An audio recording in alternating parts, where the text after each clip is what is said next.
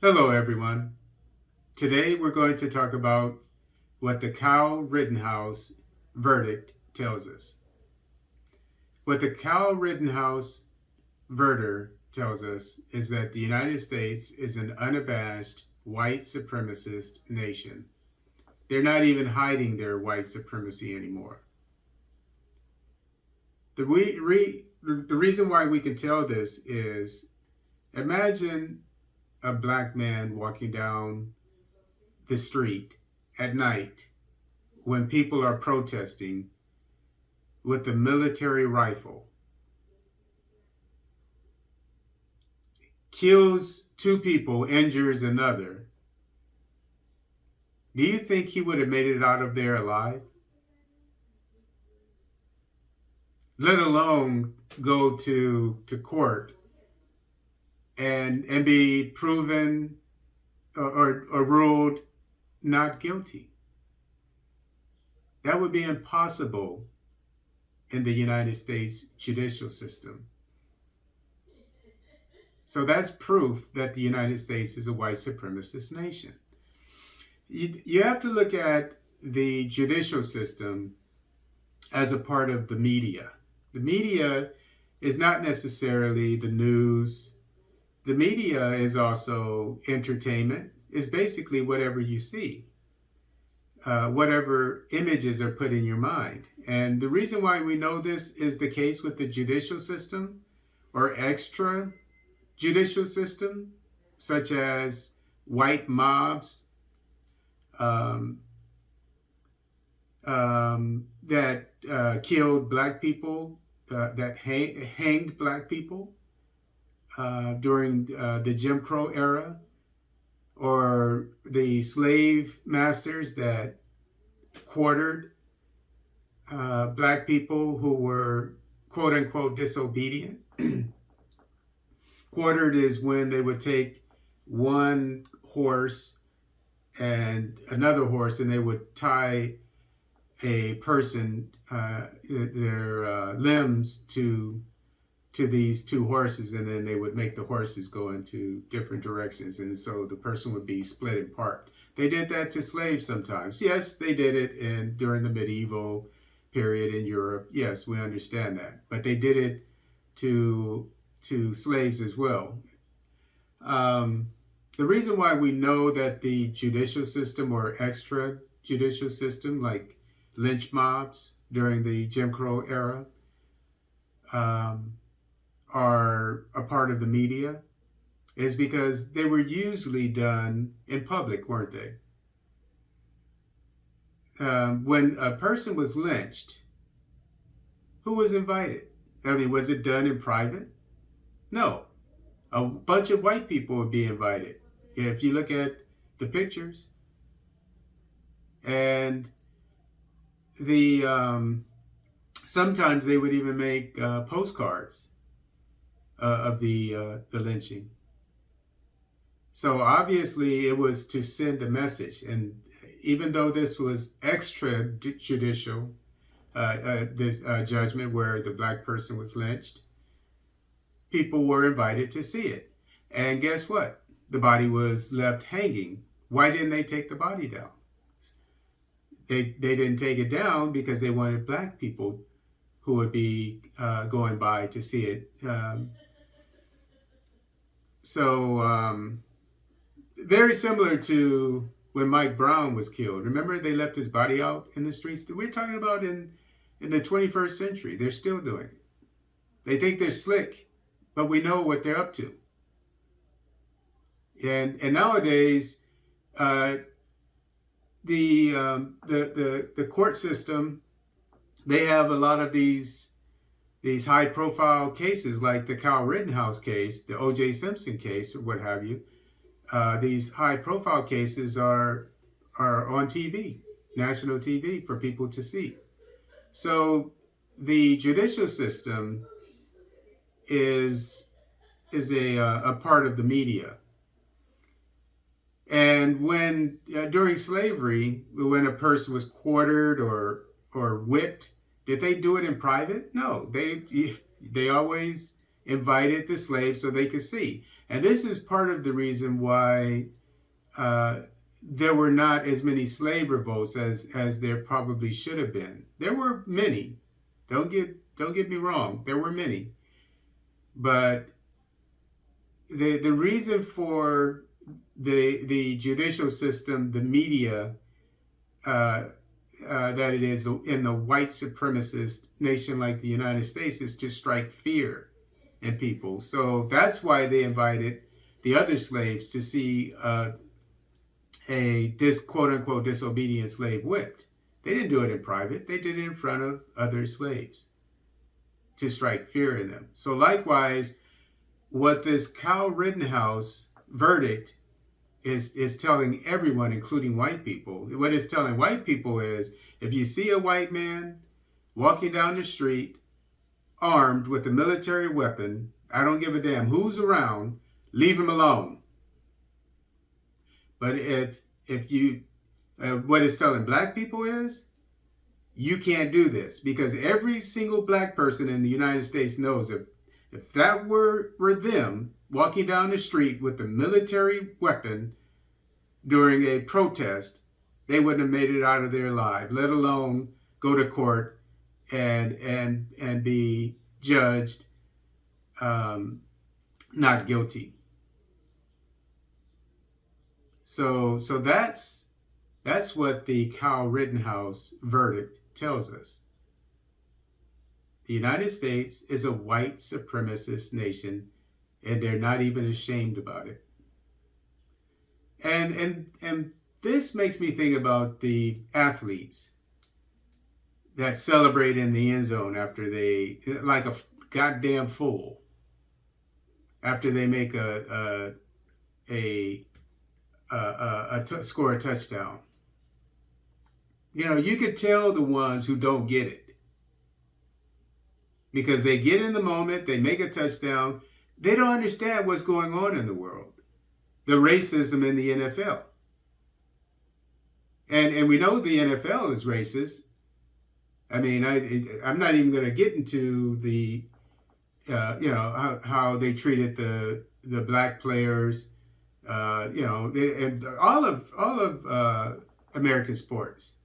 We know that. I'm not going to get into that, but I'm going to look at it from a different point of view. Look at Cam Newton. Look at Aaron Rodgers. Compare the two of them. Cam Newton was straightforward. Said, I'm not getting the jab. And he ended up being basically booted out of the NFL. One of the greatest quarterbacks, definitely the most talented quarterbacks in the history of the NFL. But what happens when Aaron Rodgers does something similar? He lies about it, making people think he had the jab. And then when they found out about it, when he got fined, $30,000 or $15,000? I think it was $15,000. Did he get booted out of the NFL? You see what's going on here, folks? And so you could tell the blacks who get it. You know, I don't know Cam Newton's background, but the fact that he didn't take the jab and he would rather just leave the NFL, that tells me something about his character.